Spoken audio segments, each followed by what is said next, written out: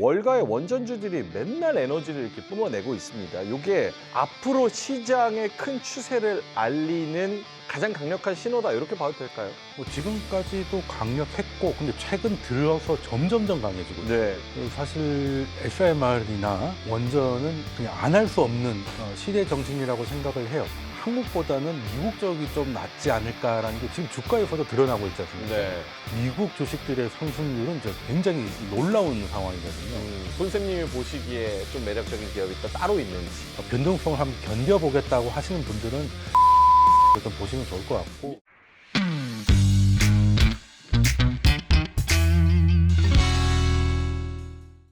자, 지구 위의 모든 돈 되는 이야기 수익 포착러 명민준입니다. 자, 로봇과 반도체 그리고 더 똑똑한 AI까지 세상을 움직이는 모든 산업의 공통 분모는 전기죠. 그래서 요즘 전력 수요 확보가 기업들의 가장 큰 과제로 떠올랐는데요. 이 폭발적인 수요를 잡을 뉴 히어로가 바로 등장했습니다. SMR, 소형 모듈 원자로인데요. 오늘의 글투템, 작지만 강하고 안전하면서도 똑똑한 차세대 에너지 게임 체인저 SMR. 지금부터 제대로 뜯어보겠습니다.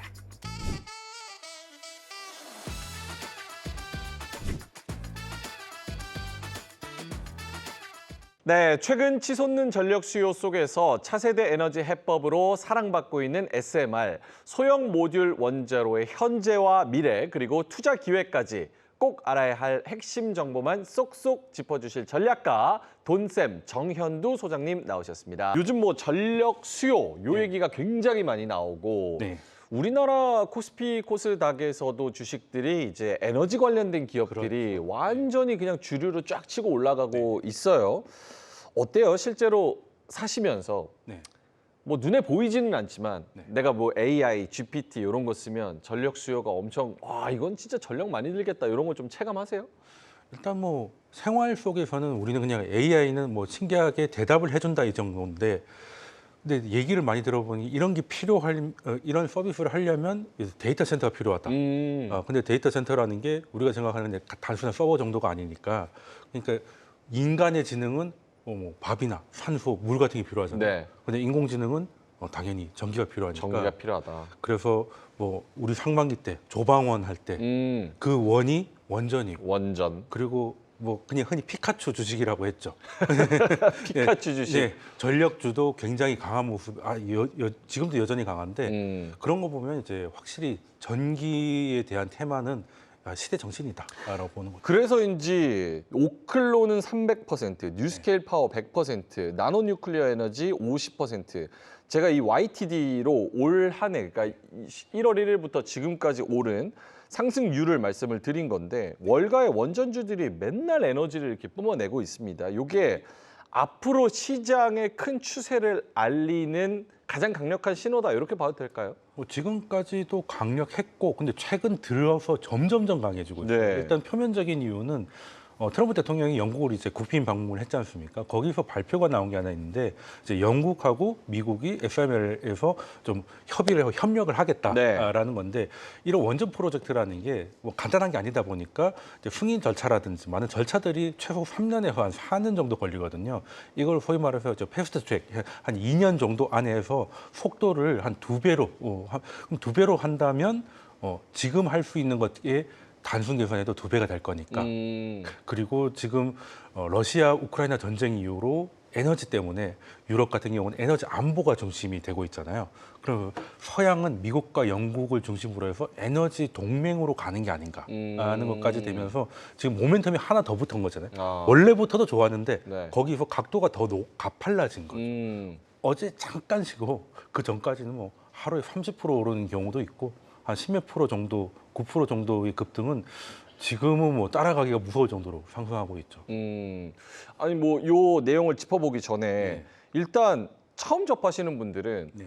아니 원전은 우리나라에도 뭐 고리 뭐 이런 원전 한올도 있고. 예, 예. 그런 것들이 있는데 요 SMR 소형 모듈 원자로라는 거는 과연 뭐가 핵심적으로 다른가? 왜 여기에 열광하는가? 요게 좀 궁금할 것 같아요. 일단 이름이 소형이지 않습니까? 소형. 그러면 이제 원전을 작게 짓는 건가라고 할 수도 있는데 네. 그건 아니고 아. 그러니까 원전을 작게 하는 정도를 넘어서 하나의 캡슐 안에다가 넣는다고 보시면 돼요. 그래서 소형 묘듈이라고 하잖아요.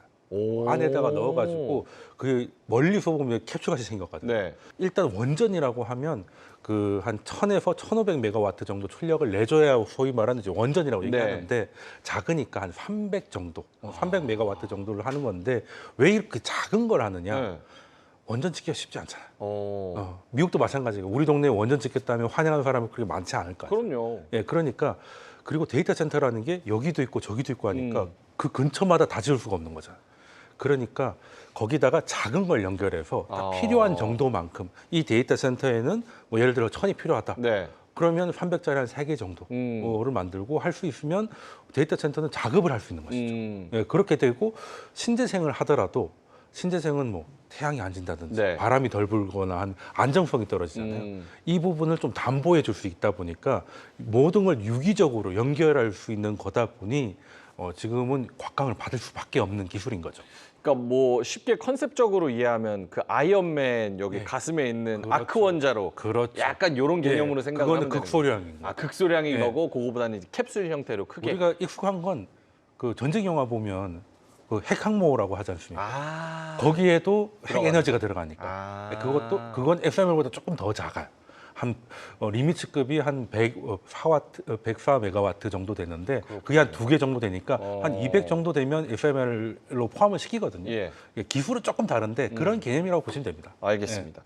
이런 얘기를 나눌 만큼 요즘에 이제 원전 르네상스라는 말이 나올 만큼 매력이 부각이 되고 있는데 SMR 빅테크들의 러브콜을 받고 있습니다.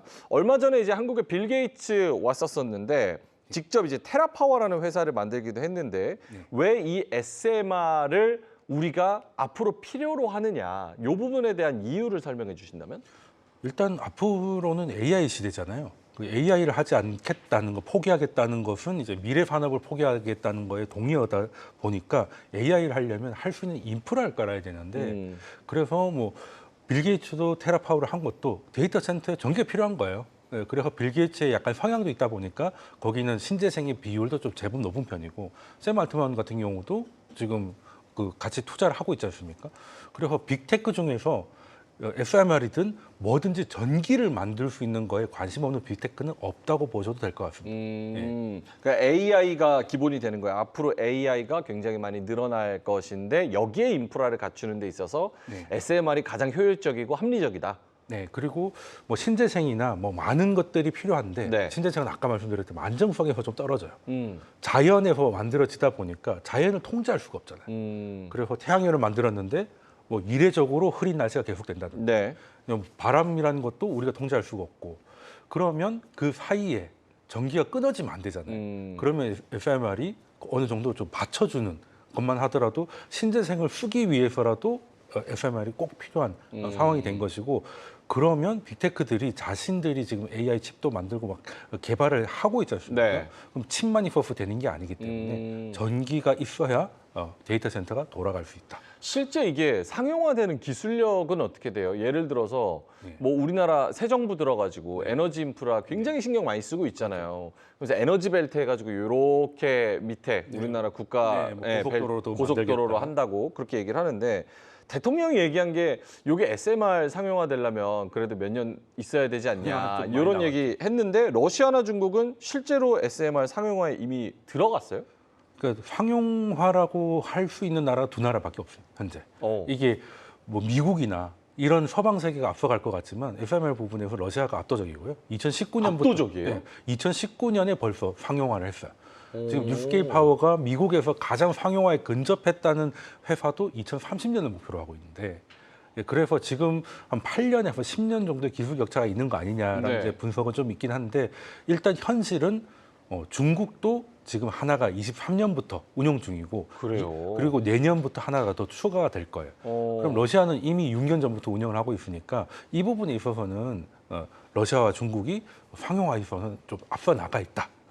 근데 이제 서방 세계는 앞서 말씀드린 것처럼 이제 무기로서 많이 사용을 했었거든요. 핵항 뭐 이런 건데 근데 원 재료가 조금 달라요.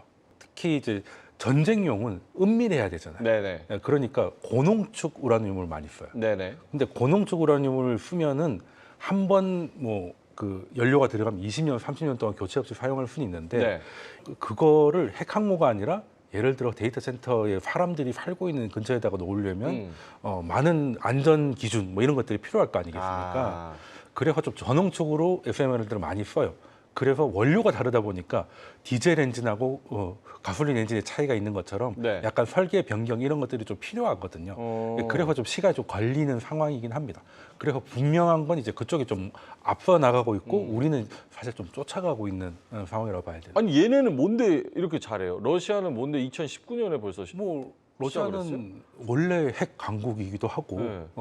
이미 미국 다음으로 핵무기를 만들었기도 하고 그러면 요거는 지금 러시아나 중국은 이미 하고 있다고 말씀을 하셨으니까 기술력의 차이인 거예요? 아니면은 뭐 말씀하신 규제와 뭐 그런 인프라의 차이인 거예요? 혹은 니즈가 안 맞아서 그런 걸 수도 있고.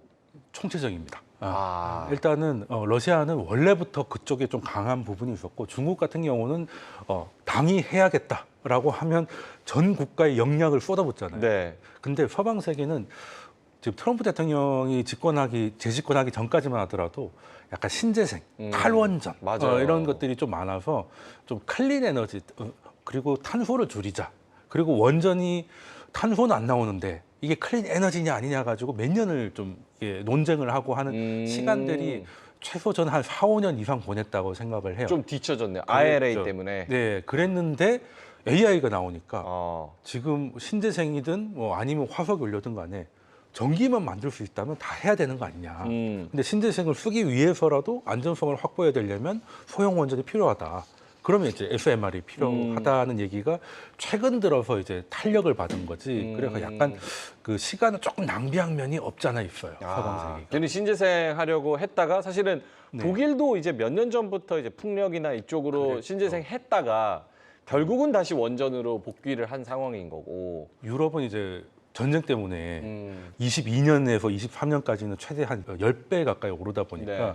지금 AI가 문제가 아니고 사람이 살 수가 없다라는 게 되다 보니 그러면 러시아 가스 없이 뭘로 할 수 있겠냐라고 하면 다른 가스를 가져오면 되겠지만 시간도 걸리고 비용도 비싸단 말이에요. 그렇죠. 그러면 이제 탈원전이 우리가 잘못 생각 아닌가?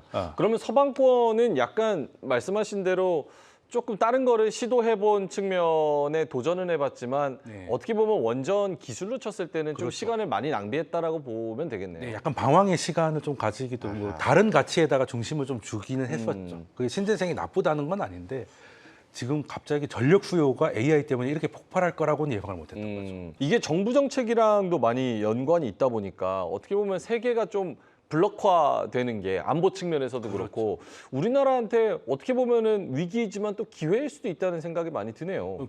굉장한 기회죠.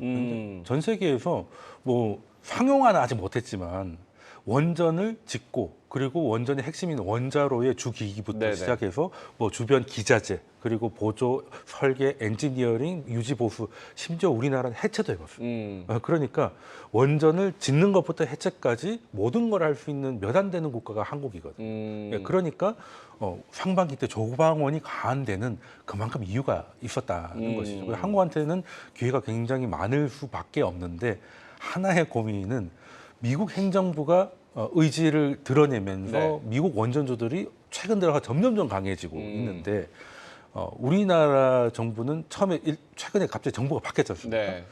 그래서 이 정부는 원전에 대한 스탠스가 어떨까라는 게 처음에는 알 수가 없는 거죠. 네네. 그래서 예전 문재인 정부 때처럼 탈원전은 아닌 것 같은데라고 같은데?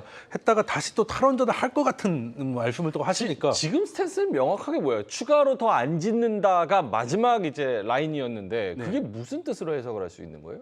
그 예전에는 좀 극단적이었잖아요. 탈원전 말 그대로 원전에 벗어나겠다는 네네. 거니까 이 생태계가 무너지는 거 아니냐라고 해서 산업 자체가 좀 흔들렸던 네네. 암흑의 시기가 있었던 거고 이번 정부는 탈원전은 아닌데 그렇다고 원전을 강화하는 것도 아닌 거 아니냐라고 해서 그래도 예전보다 좀 낫지 않을까라고 해서 상반기 내내 원전이 강하다가 네. 한 7월 좀 전부터 살짝 죽었죠. 네. 그래서 지금 약간씩 뒤로 밀리고 있어요. 특히 취임 100일 기자회견 때 이제 그 발언이 좀 컸죠. 그 짓는데 한 10년, 15년 걸리는데 물론 원전을 짓는데 아파트처럼 2, 3년 만에 지을 수는 없어요. 네. 근데 그 말씀을 굳이 하셨다는 것은 원전보다는 다른 쪽에 무게중심이 있는 게 아닐까라는 산업계와 시장의 우려가 좀 있는 거죠. 그래서 지금 한국에서는 지금 미국 원전이 이렇게 달리는데도 한국 원전 사실 좀 답답합니다. 네. 어제만 보더라도 두산 에너빌리티나 BHA 시가는 강했다가 네네. 흘러내렸다가 오늘 약간의 반등을 하는데 미국 오른 거에 비하면 사실 애교밖에 안 되는 거거든요. 그러면 한국 정부는 아무래도 조금 소극적인 것 같다. 그러면 이 돌파를 어차피 해외에서 해야 되는데 아하. 해외에서 체코 원전 같은 새로운 수주 모멘텀이 하나 나와줘서 막말로 국내에서는 안 해도 해외에서는 할 수 있다라는 자신감이 생겨야 되는데 그게 뭐 원전 수주라는 게 뭐 하루아침에 되는 건 아니잖아요. SMR 얘기하다가 여기까지 왔는데 SMR로 생각하면 어쨌든 이 산업 자체가 굉장히 앞으로 유망하고 커지고 니즈도 있다라고 하니까 이 밸류 체인을 좀 설명해 주시면 어때요? 특히 우리나라 기업, 이게 현대건설, 삼성물산 이런 종목들이 이제 두산에너빌리티랑 원전 오를 때 같이 또 많이 올랐었고 설계에 시공에 정비, 연료까지 이게 다 연결이 돼 있다고 하는데 이 밸류 체인을 좀 정리해 주시면 어때요?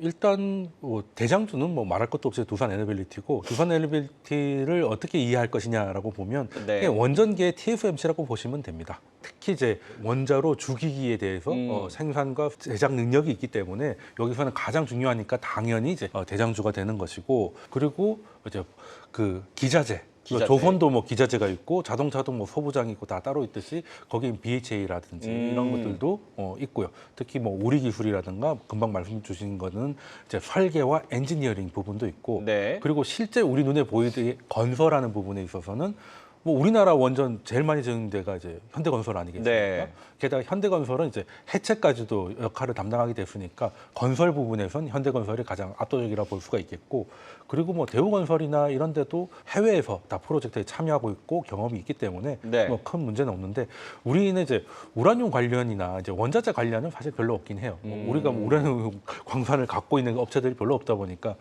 그런 경우에는 이제 해외 쪽을 좀 찾아봐야 되겠죠. 두산에너빌리티는 이제 지분 관계로 따지면 뉴스케일의 2대 주주이기도 한데 이 기업들, 그러니까 지분으로 연결돼 있는 연결고리는 어떻게 돼 있나요? 일단 뉴스케일 파워가 이제 원전 기술을 갖고 있기 때문에 파트너로서 갈 수밖에 없습니다. 네.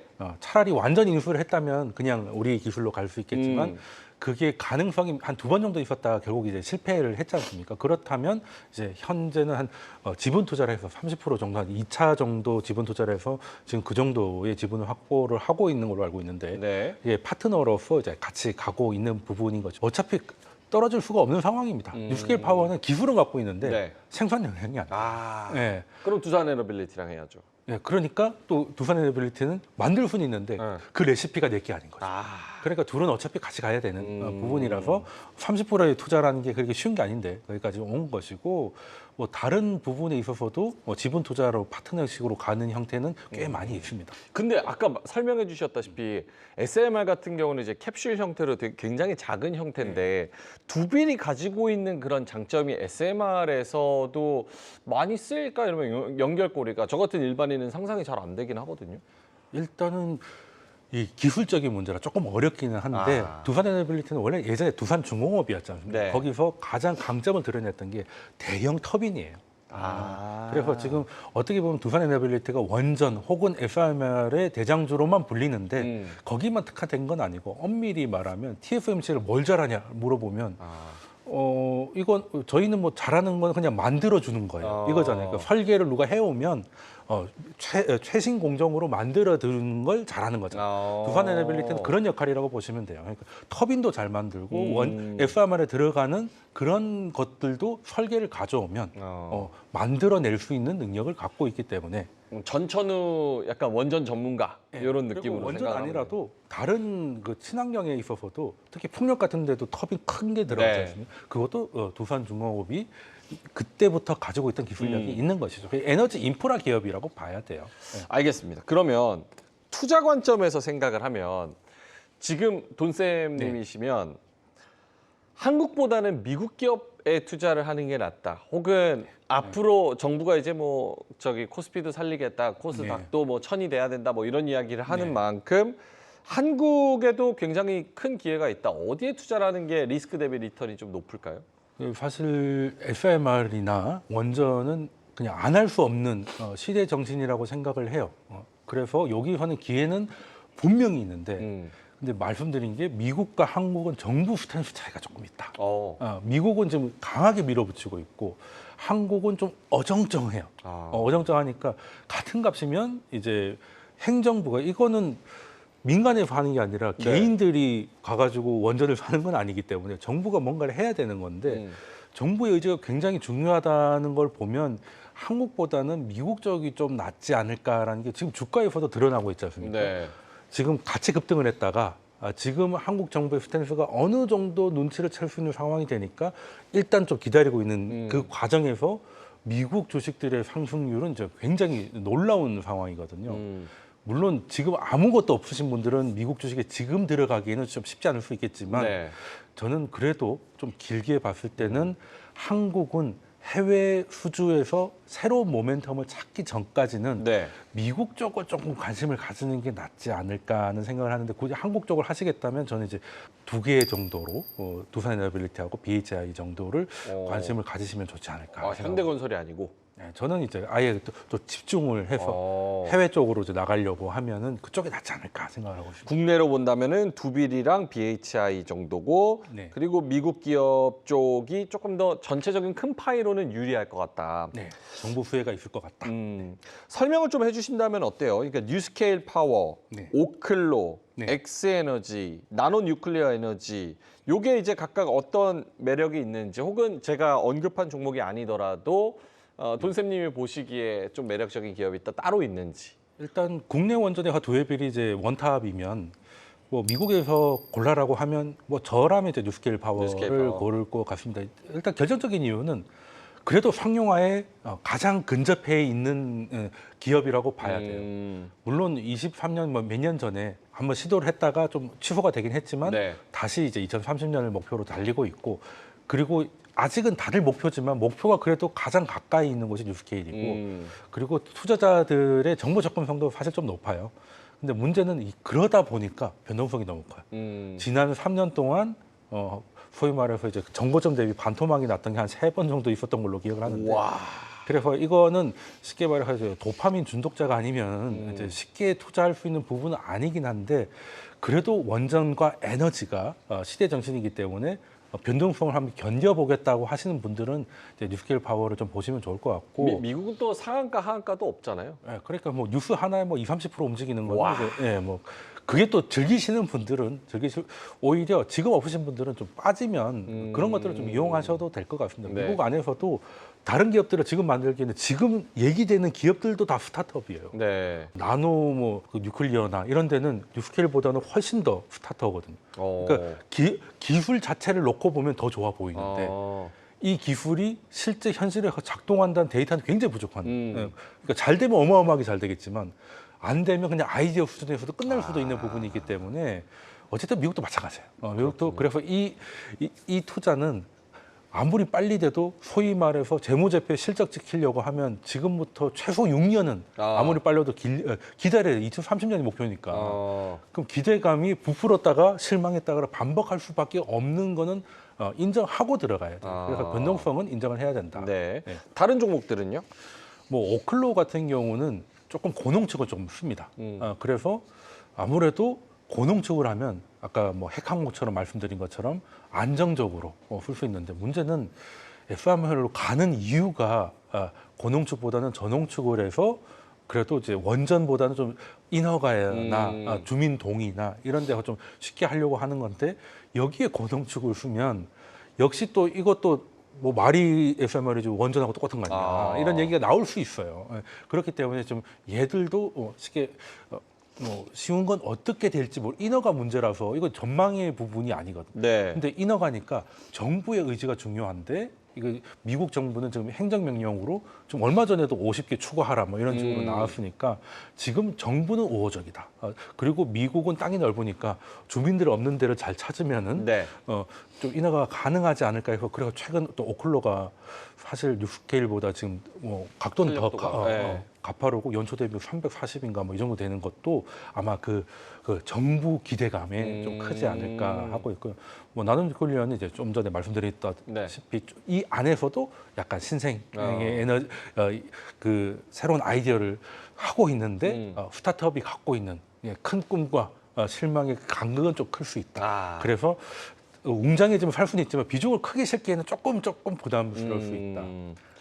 고농축, 저농축을 언급하셔서 네. 그러면은 이제 우라늄이나 아니면 핵 연료 확보 네. 이런 기업들을 바라보는 것도 좀 유의미할까요?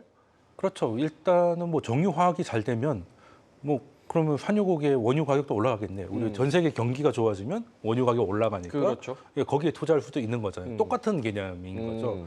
지금 유럽 같은 경우는 AI뿐만 아니라 지금까지는 러시아의 천연가스를 이제 파이프로 저렴하게 갖고 와서 그걸로 에너지원을 했기 때문에 네. 탈원전도 꿈꿔봤고 다 해봤지만 지금은 이제 그게 불가능한 상황이 됐잖아요. 특히 유럽이 크게 바뀐 게 22년 러시아 우크라이나 전쟁이 있었고 23년 연말에 챗GPT 3.5가 세상에 나오니까 네. AI가 그냥 꿈꾸는 이야기였다가 이제는 일반인들이 겪는 실제적인 변화가 그때부터 시작이 된 거잖아요. 그러면 유럽은 지금 AI 안 하고 뭐 하고 있냐? 지금 AI 관련해서 우리가 지금 구독하고 있는 것 중에 네. 유럽 게 없잖아요. 한국 것도 뭐 사실 없지만 유럽도 없어요. 저희 네이버 있어요. 뭐 클로버 있긴 하긴 한데 네. 사실 뭐 이렇게 사용자가 그렇게 크다고 보기는 네. 어렵죠. 이제 시작이니까. 네, 클로버 쓸만하냐고 챗GPT에 물어보는 상황이니까. 네. 근데 유럽도 마찬가지입니다. 유럽도 마찬가지니까 지금 AI에 대해서 그러려면 일단 데이터 센터가 있어야 되고 뭐 해야 되면 결국 또 전기거든요. 그럼 전기가 필요한데 그럼 안보 측면에서도 에너지 독립이 필요하고 산업 측면에서도 AI를 필요하고. 해야 되니까 그러면 제일 먼저 중요한 게 뭐겠냐. 그러면 우리가 탈원전은 아니고 원전 돌아가면 원전은 뭘로 돌리는데 그럼 우라늄이 필요한 거 아니야? 근데 본질적으로. 예. 근데 우라늄도 러시아에 의존하고 있었어요. 아하. 유럽은 사실 러시아의 원자재에 다 기대고 있었거든요. 그러니 영국과 미국이 손을 잡는 것도 지금 러시아 외에서 다른 곳에서 우라늄을 만들어야 원전을 돌릴 수 있다는 거예요. 누가 우라늄 부자예요? 미국같이 땅 넓은 데가 있죠. 아. 그러니까 우라늄은 뭐 사우디처럼 어디 한 곳에 막 솟아나고 이런 게 아니라서 네. 좀 퍼져 있어요, 아무래도. 그래서 뭐 중국이나 러시아나 이렇게 땅이 큰 나라들이 유리한데 유럽은 사실 그런 쪽은 아니잖아요. 그러다 보니 영국은 전통적으로 미국과 동맹이니까 또 미국이 여기에 대해서는 바이든 행정부 때까지는 그 땅 계속 파면 환경 오염된다고 조금 이렇게 좀 소극적이었다가 그때도 그랬어요. 예.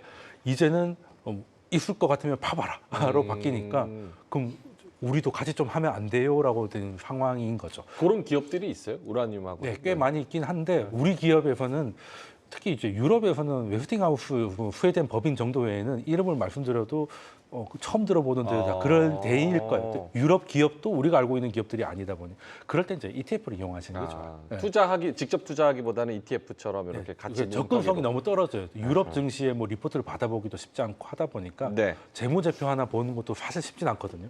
그러니까 잘 모르는 기업들, 특히 이제 크지 않은 기업들에 대해서는 우라늄 관련 ETF를 선택하시면 그 비중대로 잘 선택을 해주니까 하나의 방법이 될 수 있겠다. 알겠습니다. 네. ETF 언급을 하셨으니까 이게 ETF 관련 상품들이 굉장히 다양하게 지금 존재를 하고 있는데 ETF 중에서도 국내외 대표 종목들이 좀 골고루 담겨 있는 애들이 좋을까요? 아니면 이 중에서 특정 종목이 그래도 굉장히 잘 갈 것이다, 유망하다 해서 그쪽 비중이 높은 ETF들이 좀 좋을까요? 그거는 정답이기보다는 성향의 문제인 것 같아요. 성향의 문제다. 예, 일단은 이 산업 자체에 의심은 없다. 이 에너지 그리고 원전, FMR에 대한 뭐 확신이 있는 분들은 뭐 하나를 고르기보다는 이 생태계 전체에다가 투자하는 게 훌륭한 선택이 될 것이고. 네. 근데 나는 좀 이렇게 원자재에 대해서 정보 감각이 있다라고 하시는 분들은 뭐 우라늄 채굴 기업이라든지 이런 식으로 좀 집중을 하실 수도 있고 아니면 다른 것보다 SMR 쪽에 더 집중을 하고 싶다 하는 분들은 또 거기에 특화된 ETF를 하시면 되는데 일단 뭐 국내 상장, 미국 상장을 좀 나눠보면요. 국내 상장은 한 크게 한 4개 정도가 있는데 4개. 일단은 전체적인 밸류 체인의 그 시총대로 그냥 골고루 이렇게 ETF의 이제 전통대로 하겠다라고 하면 이제 타이거의 K 원전, K원전. 네, 정확한 이름은 K 원전 수출 밸류 체인 ETF가 있습니다. 네, 그게 있고 그리고 SMR이나 뭐 이런 거를 조금 더 집중하고 싶다라고 하면 이제 코덱스의 원전 ETF가 있고요. 또 환수원 관련주라든지 아니면은 좀 전력 장비. 네. 저는 전력 장비를 좀 좋게 보고 있기 때문에. 요게 낫다. 뭐 미국에 상장된 거를 좀 보면 미국 쪽이 아무래도 선택의 폭은 조금 더 넓습니다. 네. 조금 더 넓은데 좀 골고루 투자하겠다라고 하면 글로벌 뉴클리어 에너지 ETF라는 게 티커가 NLR이라고 있습니다. NLR. 네. 거래량도 크고 가장 무난한 선택이 될 것 같고요. 이게 우라늄 채굴, 원자력 발전 기업 이런 게 포함된 게 NLR. 전체 생태계를 이제 다 포함. 그러니까 아. 원전 SMR은 당연히 포함하는 원전 생태계에 골고루 투자하겠다라고 하시는 분들은 뭐 대표적으로 스케일 파워 이런 것들이 많이 들어가 있죠. 네. 그리고 이제 제가 좀 좋게 보는 거는 뭐 전력기기도 미국도 지금 전력 인프라가 굉장히 많이 부족한 상황이에요. 그렇죠. AI 아니라도 너무 오래됐는데 AI까지 들어와서 더 필요한 상황이니까 여기에 좀 추가를 좀 하고 싶다라고 하면 이제 그리드를 하고 있습니다. 그리드. 네. 여기 보면 이제 인베스코 뉴클리어 에너지 ETF라고 나오는데 여기서는 전력 기재의 비중이 조금 더 높습니다. 여기만 투자하는 건 아닌데 조금 더 높다고 보시면 되는 거고. 아까 처음에 말씀드렸던 우라늄 관련에 좀 관심이 있다. 근데 미리 말씀드리고 싶은 거는 우라늄이 됐든 원유가 됐든 지수는 우상향하는데 네. 원자재는 우상향하지 않습니다. 네, 그러니까 원자재는 기본적으로 굉장히 변동성이 크다는 걸 인지하고 들어가셔야 되고 그래서 개별 기업보다는 ETF가 좀 나을 건데 ETF는 이제 티커로 특히 이제 채굴사에 좀 집중을 하겠다. 지금 네. 이제 우라늄을 찾아 나서야 되는 상황이니까 그럼 URNM이라고 글로벌 엑스 우라늄 ETF가 있습니다. 채굴사에 이제 집중된 ETF가 있고 아니, 지금 국내 쪽에서도 몇 개 설명을 해주셨고 해외 쪽에서도 한 4개 정도 설명을 네. 해주셔서 생각보다는 굉장히 다양하다라는 생각이 좀 네. 드네요. 예. 그럼 요걸 보시고 이제 그러면 나도 한번 좀 찾아보면서 투자를 해볼까라고 고민하시는 분들이 계시다면 실전 투자 팁 이런 걸 좀 주신다면? 그러니까 저는 팁보다 제 뷰를 조금 더 설명을 드린다면 이제 한국 같은 경우는 바이든 행정부 때 네. 신재생 ETF가 어마어마하게 올랐다가 지금 어마어마하게 내려가 있거든요. 그렇죠. 그래서 지금 이제 원전이 뜨고 한다고 해서 주가가 좋다고 해서 무조건 이게 계속 이어질 거라고 볼 수는 없어요. 만약에 또 미국 행정부가 바뀌고 그 행정부가 지금 현재 행정부하고 또 생각이 좀 다른 행정부면 네. 바이든 때 신재생의 그 역사를 반복할 수도 있는 부분이고 게다가 제가 우리나라에서 좀 우려하고 있는 부분은 그게 우리나라에 있을 수도 있다는 거죠. 그러니까 지금 과거 윤석열 정부하고 지금 이재명 정부는 원전에 대해서는 온도차가 좀 확실한 차이를 보이니까 그렇죠. 뭐 과거 문재인 정부 때만큼은 아니라더라도 윤석열 정부는 이제 뭐 체코 원전은 이런 것들을 이제 거의 이제 국가 역량 사업으로 집중을 했는데 지금 이제 그런 모습은 아니잖아요. 그러면 신재생을 투자하려고 하면 미국이 태클을 걸고 네. 원전에 투자하려면 한국은 한국 정부가 태클을 걸 수 있어요. 그러면 지금 원전이 다시금 주목받는 이유가 처음으로 돌아가면 그게 뭐였죠? AI. AI 때문에 전기가 필요하다. 네. 뭐가 됐든 간에 전기를 만들자 이거잖아요. 그러면 어떤 걸로 전기를 만들지는 모르겠으나 미국은 뭐 원전을 하고 우리는 신재생을 하든 어떻게 되든 결국엔 그 전기를 필요한 곳에 보내야 되잖아요. 그럼 전력 인프라가 차라리 안전하지 않겠느냐. 한국 안에서는. 그러니까 원전에 집중하고 싶으신 분들은 행정부가 지원하고 있는 미국 쪽을 보시고 한국 안에서 원전을 하실 거면 전력기기를 어느 정도 가져가시는 게 좀 포트의 안정성을 높일 수 있지 않겠나. 특히 이제 관세나 이런 문제들도 있지만 미국은 지금 한국 변압기를 관세가 25% 된다 하더라도 사야 되는 상황이거든요. 대체가 안 되기 때문에 특히 이제 특고압 변압기 같은 경우는 만들 수 있는 나라가 한 2나라 정도밖에 없어요. 그 중에 하나가 한국이고 한국에서도 뭐 몇 개 업체가 없어요. 그리고 관세가 걱정되시면 현지에 공장을 짓고 있거나 이미 돌리고 있는 네. 전력 기기 업체들이 있거든요. 그런 쪽을 찾아보시면 뭐 다들 뭐 벌써부터 종목들을 다 아실 것 같은데 그런 쪽을 같이 섞어서 가시면은 좀 기복이 좀 안전하지 않을까 저는 그렇게 생각을 하고 있습니다. 알겠습니다. 이 믹스를 잘하는 것도 말씀하셨다시피 네. 굉장히 중요할 것 같다는 생각이 드네요. 네. 에너지의 이 원천, 네. 요것도 투자하는데 또 중요하겠지만 그 에너지를 어떻게 뿌릴 것이냐를 같이 가져가면 훨씬 더 네. 정책에 대한 그 변동성이 좀 줄일 수 있을 그렇죠. 것이다. 알겠습니다.